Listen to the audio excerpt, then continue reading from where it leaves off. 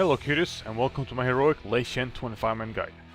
I'm going to assume that you have done this encounter in normal mode, and as such, I will not be covering most of the normal abilities. For this encounter, you want to bring 2 tanks, 5 to 6 healers, with some monks, because monks healers are very strong here. 2 death knights with Gorfin's Grasp, and 3 to 4 warlocks with the rest of the raid being DPS. One of the strategies presented in this guide will require 2 warriors. DPS warriors are preferred for this strategy, but any warrior will work. This encounter on Heroic has a few major changes. Let's go through them all real quick. The first major change is that Lei Shen will always have all the abilities from each Conduit in every intermission phase. In Heroic, you don't pick which Conduit you don't want in the intermissions, like normal mode. Instead, you pick what Conduit you want in phase 3, as Lei Shen gains that ability from the disabled Conduits. This change forces you to deal with every Conduit ability during each intermission, and lets you pick what extra ability Lei Shen will have in phase 2 and what 2 extra abilities he will have in phase 3. There's 2 strategies for this pick: Bouncing Ball and Static Shock, or Diffusion Chain and Static Shock. We'll talk more about this later. Besides that, Lei Shen will gain an ability called Helm of Command during each intermission. He'll target 3 random players each time this is cast, and he will cast it 2 times during each intermission. A player targeted by Helm of Command will take about 75,000 nature damage every second for 8 seconds, and gets pushed back as Lei Shen is trying to push the player off the platform. How you deal with this is pretty simple.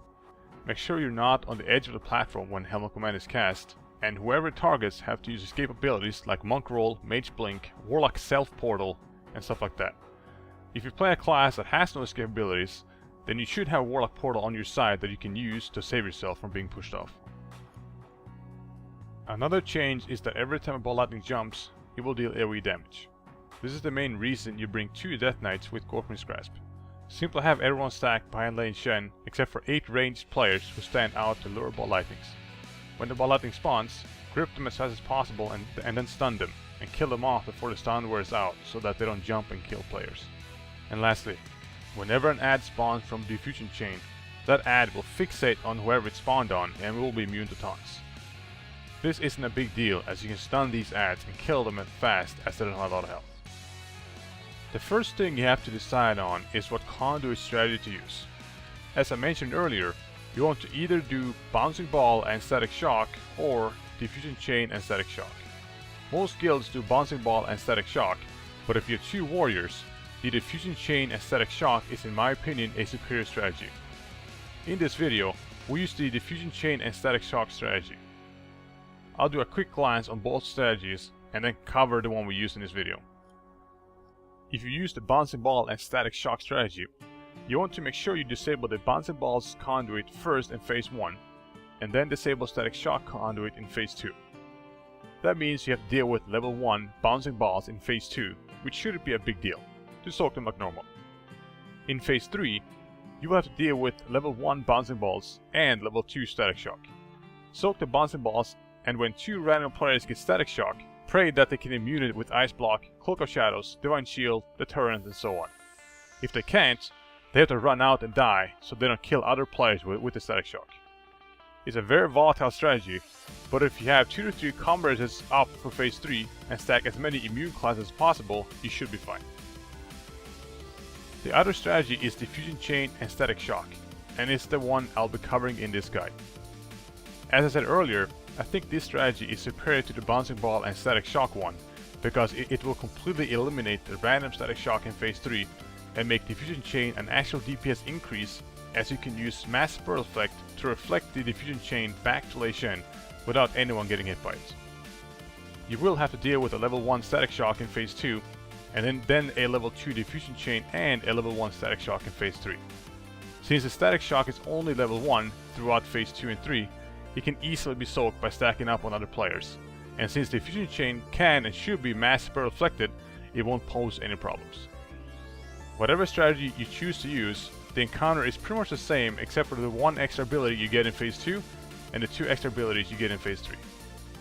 If you don't have 2 warriors, or you just want to have a buffer, you can have Shamans go into Grounding Totem and drop Grounding Totem to reflect Diffusion Chains. Don't forget that Grounding Totem only works for the group that the Shaman is in.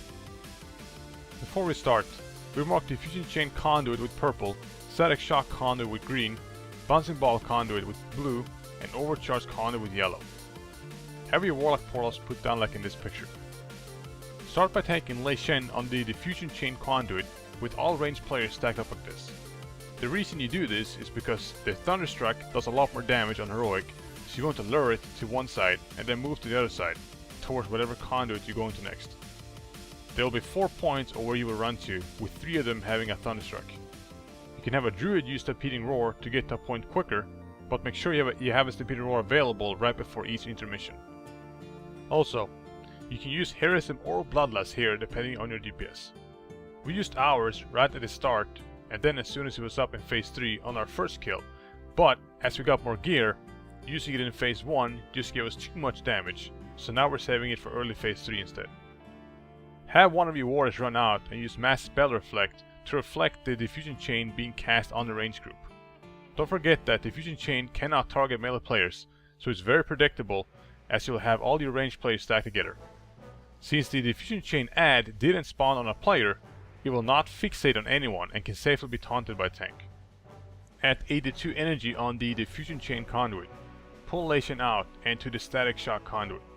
When you do this, it is advisable to have a Monk Taunt Lei Shen, as a Monk Taunt increases movement speed by 50% on Lei Shen, so he runs to the next conduit faster.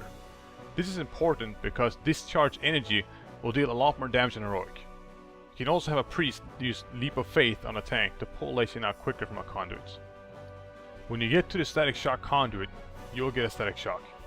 Don't waste any immunities here, as you can easily stand on other players and spread the damage without dying. When Thunderstruck comes, you move to the next spot. Pull Lei Shen out at 86 energy on the Static Shock Conduit. This should ensure that the Static Shock Conduit is the one with the highest energy and as such will be disabled first. You will get a second Static Shock here. That is normal with this strategy. Just stand on the other players like before, and if one of your melee gets it, have him stand on the ranged group, as trying to soak Static Shock and Bouncing Ball at the same time could be lethal. When Lei Shen arrives to the Bouncing Balls Conduit, soak the Bouncing Balls like normal, wait for the Thunderstruck to happen and then run to the next spot. When the Bouncing Balls Conduit hits 82 energy, pull Lei Shen out and to the Overcharge Conduit. Like with any other conduit, he will use the Conduit special ability right as he gets there. Avoid the overcharge and dispel players getting hit by the stun wave. Once he is at 66% health, have a Druid use Stampeding Roar and have everyone get to their quadrant for the intermission. You will most likely wipe the most to the intermissions, so I'm gonna make a good looking MS Paint picture to help you guys out. What is important in this picture is that there are 3 special groups. The group by Static Shock has immunities or heavy self cooldowns to be able to solo soak a Static Shock. You don't need a complete immunity to solo one. A Warlock can easily solo a Static Shock with their cooldowns. In case someone in this group gets Static Shock back to back, that player would have to kill himself, as stacking 5 players with a level 2 Static Shock isn't a good idea and will most likely kill more than just one player, even with the Devotion Aura from the Paladin. The group by Bouncing Balls have no Warlock portal, as we only had 3 Warlocks in the raid. As I said earlier, you can use Blink, Warlock Self Portal, Displacer Beast and so on to prevent being pushed off the platform by Helmet Command.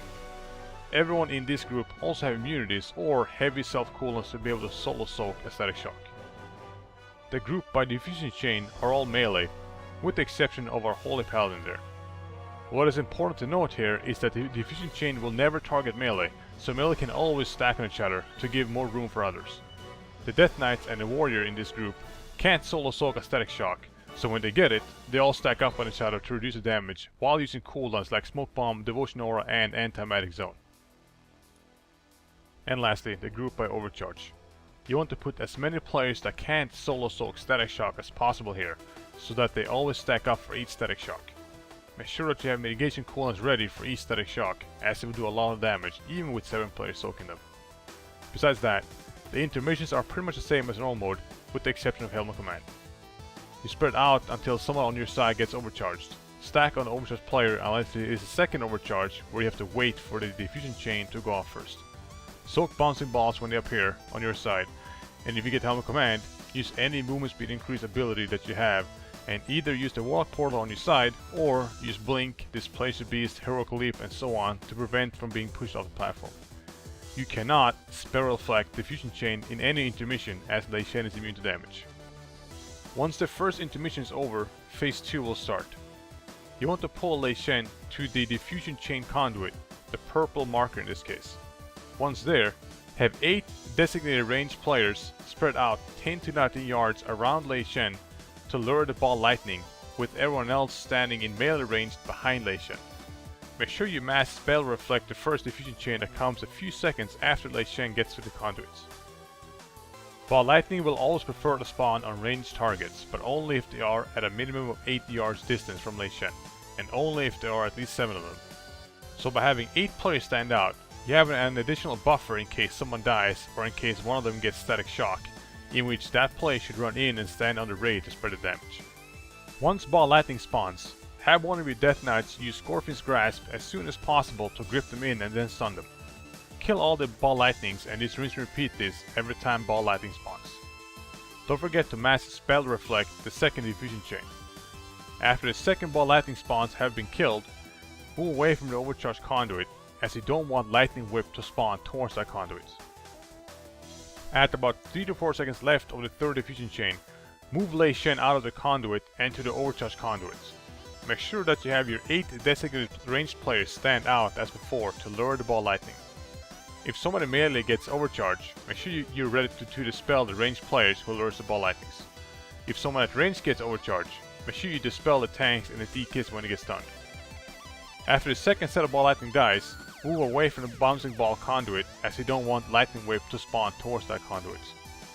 At about 68 energy, move Lei Shen to the bouncing ball conduits. There will be a static shock coming right as Lei Shen connects with the bouncing ball conduits. We just made a stacking location as you can see right here to deal with that and to deal with the overcharge, which would rarely but sometimes happen. Soak the bouncing balls as normal, and after that have your 8 designated players stay out from ball lightning. It's worth noting that depending on your DPS, you could push them early here into the second intermission. We played it safe in this video and just held DPS as getting a clean transition is more important. As soon as he hits 30% health, have a druid use the pitting roar and get to your side as soon as possible. You'll have 3 quadrants to deal with this time, with more plays on each. I'll make another good looking MS Paint picture to show you guys how to deal with this. As you can see here, you want all your melee this time on the same quadrants. Since we had so many melee, only one healer was enough to heal that side. No matter how you cut it, you want to have 2 groups of 8 and 1 group of 9 players. The group of 9 players should only require 1 healer, with the other groups having 2 to 3 healers each. This intermission is identical to the first one, in that you spread out for diffusion chain, stack for overcharge, soak bouncing balls while dealing with Helm Command.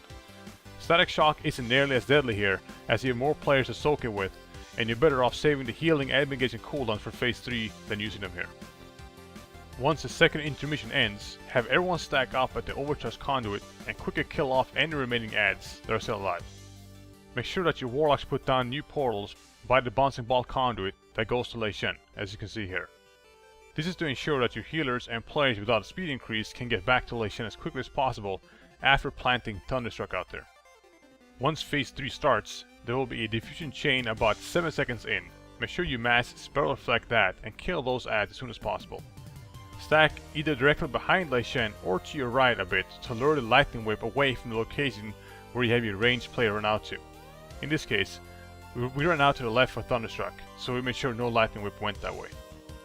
When there is about 7 seconds left before Thunderstruck, have all your ranged players run out. If a player gets static shock here and he cannot solo soak it, have him stack on the rest of the players and there shouldn't be an issue. Once you have planted Thunderstruck away from Lei Shen, run back to Lei Shen as quick as possible. Have all your melee stay out at this point, 10 or so yards away from Lei Shen to act like ball lightning lures. You deal with ball lightning just like phase 2. Once they spawn, you have a Death Knight use Scorpion's Grasp on Lei Shen to pull them all in and then one of your tanks to stun them and kill them off. If you don't have enough melee for ball lightning lures, there is enough time to use a few ranged players as they come back from planting Thunderstruck. Ball lightning will always spawn right after each Thunderstruck explodes. Rinse and repeat this while mass spell reflecting the diffusion chain and luring the lightning whip away from the ranged stacking point and you will win. As for cooldowns in this phase, use Heroism or Bloodlust right as phase 3 starts or whenever exhaustion is off if you use it in phase 1. Healing and mitigation cooldowns are best used on Thunderstruck 1, 2 and 3 and then on wind 4, 5 and 6. Wind 5 and 6 will deal a massive amount of damage, so it's a good idea to save your best coolants for that while using personals and hellstones. Hope this guide helped you guys kill this boss. If you have any questions or comments, you can leave them below or contact me in game. Thanks for watching and see you guys next time.